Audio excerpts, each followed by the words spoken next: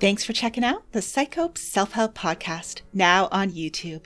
Our podcast launched on most major podcast directories back in December of 2022, with regular episodes throughout 2023. And now here in 2024, we're making sure all of our episodes are available for the lovely people who prefer listening to podcasts on YouTube. There may be times when the dates don't quite match up, so thanks in advance for your understanding.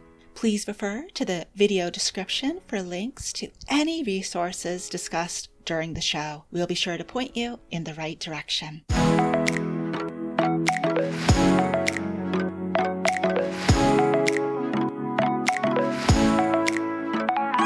Hello and welcome.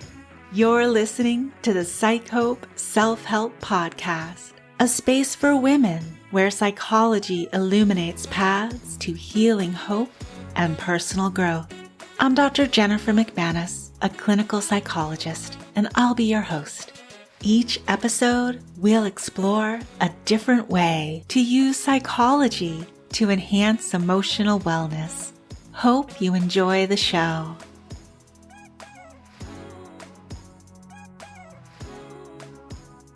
Hey there, it's episode 18. Thank you so much for tuning in.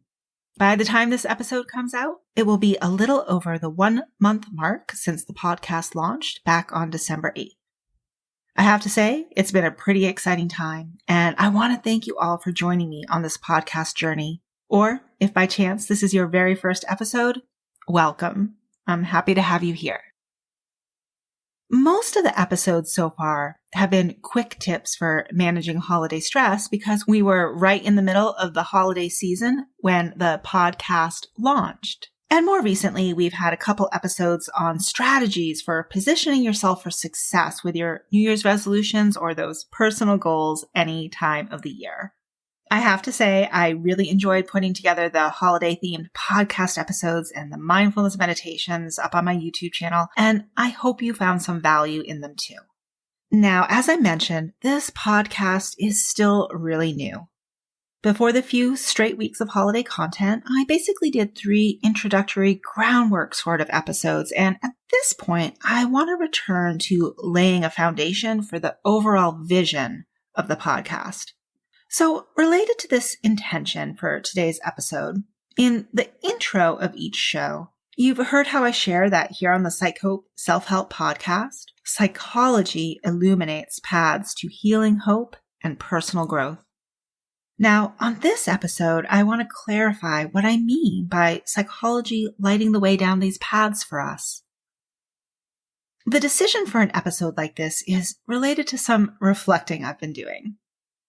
I realize I've been living and breathing psychology for about 2 decades now, when you add up all of my education, training, and professional work since being licensed. And with this reflection, I came to the decision that I probably should provide a foundation for all future episodes about exactly what is meant by psychology-informed self-help tips and interventions. In addition to wanting to make sure we're all on the same page about what is meant by psychology illuminating these meaningful paths for us, I thought laying this foundation might also be helpful because some of the self-help interventions that I've been touching upon so far and will be exploring in more depth moving forward might be confusing as to why they're even on a psychology-informed podcast. For example, I pointed out the mental health benefits of physical exercise a couple times and felt I really needed to give the disclaimer that this did not turn into a weight loss podcast on you overnight. It might also be confusing when I'm discussing the value of an ancient spiritual practice like mindfulness on a psychology-informed self-help podcast. It's understandable that at first, both of these activities appear to be the domain of other fields, physical health and spirituality. It's relevant to remind here that mental health and physical health are highly interconnected. And spirituality, for those for whom it is relevant, can also be considered part of a holistic health view. But for the purpose of this podcast, when I refer to something being psychology informed, it means that there's psychological research to back up the self-help interventions. This is my attempt to fill a gap in the self-help world. While there are plenty of self-help resources out there, only a fraction of them are based on scientific research.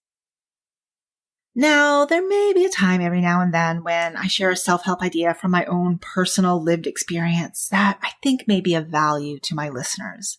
This will happen very rarely, and I will totally own that the idea is just something I happen to think is cool and might be helpful as opposed to an approach that is backed by psychological research.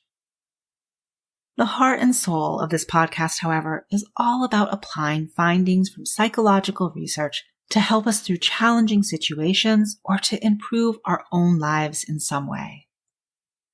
So I want to use this episode to provide a very brief overview of the study of psychology, psychological research, and how it is different from other ways of knowing. If you've had little to no previous exposure to the study of psychology, then this episode will serve as a primer. If you've already had some involvement with psychology, like a Psych 101 course in college or personal exploration about the field, then this episode is likely to be more of a refresher. Either way, it's meant to give us a context for the psychology-informed self-help interventions that will be explored in more depth on future episodes. Just interrupting here to tell you about a new resource I created for you. If you're experiencing high levels of work stress, this resource is for you. Please know you're not alone. So many women are tired of work stress seeping into every area of their lives. Perhaps you can relate and want to do something about the negative impact work stress is having on you, but aren't sure how to get started. If this resonates with you, then I'd like to invite you to take a brief moment for yourself and try the Your Path Through Work Stress quiz. In 10 introspective questions, you'll learn more about your unique experience of work stress and which science-backed stress relief tools are most likely to help you reclaim your peace. Just head on over to psychhope.com/yourpath so you can take the first step down your best path through work stress.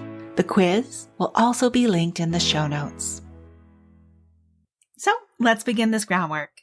To go way back, the field of psychology grew out of Greek philosophy and can be defined as the scientific study of the human mind and behavior.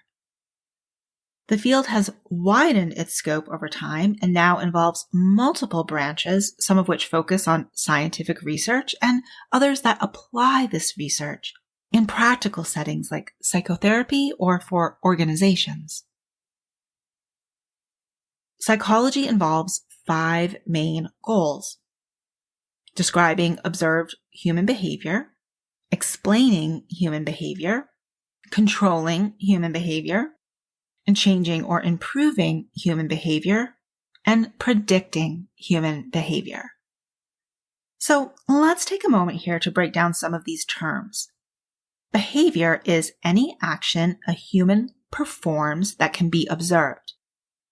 What we think of as the mind is often referred to as mental processes in psychological research.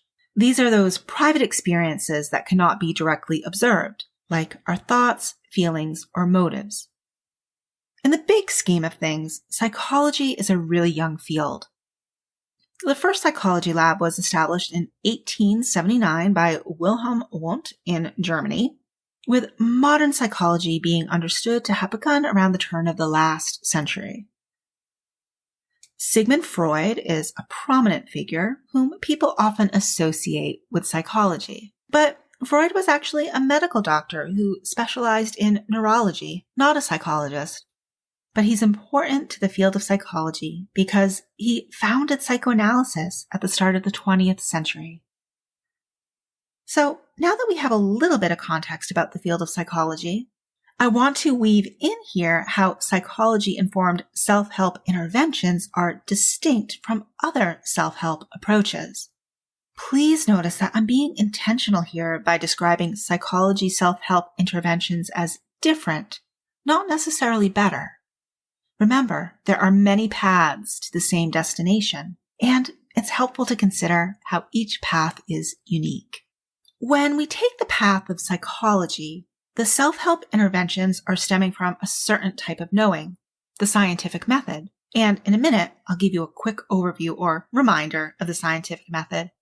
But first, let's compare and contrast the scientific method to other ways of knowing. Let's take empiricism as a way of knowing. That is what we have observed or experienced. The observations we make and the experiences we have can inform scientific study.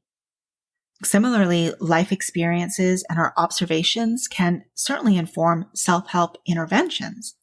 We just won't have scientific data to back up the effectiveness of these approaches. Intuition, that feeling or gut instinct we may experience, is another way of knowing. Following one's intuition may lead to personal growth or other desired results. It's a challenge, though, to distinguish intuition from our own biases. For people who struggle with anxiety, it can also be hard to know what's a gut instinct versus an unfounded worry. That being said, even researchers have had gut feelings that they follow in their research with good outcomes. Another way of knowing is authority, doing something because an expert or someone with some influence told us to. A downfall with this way of knowing is that, unfortunately, we can't always trust authority. On the other hand, if we carefully consider the credentials and intentions of a given expert, then authority can be a helpful and time-saving way of knowing. For example, here on this podcast, I'm coming in as an expert who can review all the psychological journal articles relevant to self-help interventions, so you don't have to. And this concern about being able to trust authorities is one of the reasons I share my education, training, and professional background on different episodes. I'm not trying to brag. It's so that you can make your own informed decision about my credentials and intentions. So, this brings us to the primary way of knowing in psychology and what distinguishes psychology self-help interventions from other self-help interventions, and that's the scientific method. In psychology, the scientific method refers to the steps taken to discover new information about human behavior and the mind, as well as relationships of one aspect of human behavior and the mind to another. This might sound familiar, but the scientific method starts with analyzing a problem, then developing a hypothesis. Next, you collect data to test that hypothesis, and then you draw your conclusions. Based on the results, you either confirm your hypothesis or go back to the problem, now equipped with new information about it. So, unless I provide a disclaimer, the self-help interventions discussed on this podcast will have gone through the rigors of the scientific method. Now, there are different types of studies that can take place in psychological research. First, we have descriptive research, which is really just about learning basic qualities of a topic of study. For example, if I did a survey of, say, the eye color of my podcast listeners, that would be descriptive level data. We would not learn much in this case other than the percentage of people with blue eyes versus brown, green, or hazel. A lot of research within the field of psychology is correlational. That's when we're establishing relationships between two aspects of human behavior or the mind. We might also think of these as associations. For example, people who regularly practice gratitude have improved feelings of overall well-being. With correlational research, we cannot say that one factor causes the other, but we can say that they are related in some way. We can, however, establish cause and effect with experimental research methods. This is when we have an independent variable and measure its influence on a dependent variable. The highest standard of research here would be randomized controlled trials. Those are when participants of the study are randomly assigned to the treatment or the control group. An example of cause and effect research in psychology is physical exercise on symptoms of depression, specifically reducing these symptoms. The treatment group would be the group that completed a prescribed amount of physical exercise, and a control group that did not engage in exercise. I also want to point out that psychological research involves very specific measurement. We can compare and contrast those fun surveys we can take online versus those with established psychometric properties used in psychological research. And this is really just a fancy way of saying that a test, a survey, or other measurement method is valid, meaning it measures what it says it does, and that it does it reliably. So it's either reliable over time or reliable with the same person, meaning if someone were to take that survey again, the results, unless there was something significant, some sort of external factor, the results would be pretty much the same. Some examples of psychological measurement tools include IQ tests, those achievement or standardized tests you used to take back in school. Yeah, sorry about that. That was my field. And the Rorschach inkblot test. Now, not all psychological research is at the same level of quality. Sample size, that is how many people participated in the study, how the topic is measured, and whether or not the findings are even going to generalize, in other words, make sense, apply to a larger population than just the people who participated in the study, are a few of the factors about which to think critically when it comes to evaluating a psychological research study. How recently the research was conducted is another important consideration. A general rule of thumb has been that we want to pay the most attention to psychological research that has been conducted in the past 10 years. There are certainly unique and interesting topics that are not the subject of research studies as often, so you might have to go back a bit further for those sorts of topics, and that's okay and totally understandable.